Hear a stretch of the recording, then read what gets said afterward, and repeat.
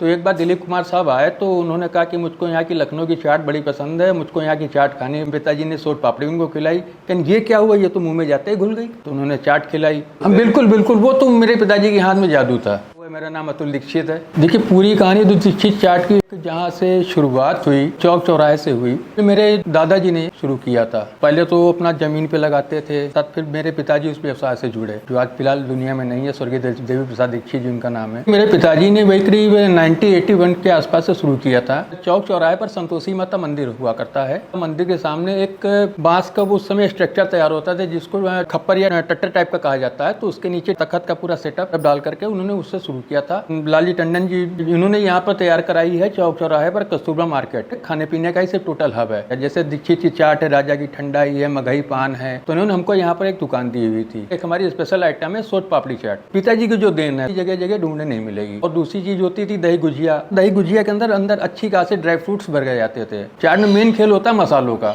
देखिए दिलीप कुमार जी की कहानी ये है कि ये यहाँ पर बोर्ड डायरेक्टर थे। कपिल मोहन साहब हमारे पिताजी के खास कस्टमर्स थे। तो एक बार दिलीप कुमार साहब आए तो उन्होंने कहा कि मुझको यहाँ की लखनऊ की चाट बड़ी पसंद है, मुझको यहाँ की चाट खानी। तो कपिल मोहन साहब ने कहा बस इतनी सी बात है। तो वो तुरंत उन्होंने गाड़ी भेजी। तो पिता ने जो भी दुकान का सामान हुआ करता था सब उठा करके लेके चले गए। वहाँ पे देखा, वहाँ पे दिलीप कुमार साहब बैठे हुए थे। शॉक्ड हो गए कि जो अरे दिलीप साहब आ गए, दिलीप साहब आ गए। तो उन्होंने चाट खिलाई। फोटो तो आपने देखी है। पिताजी ने सोट पापड़ी उनको खिलाई। कहन ये क्या हुआ, ये तो मुँह में जाते ही घुल गई।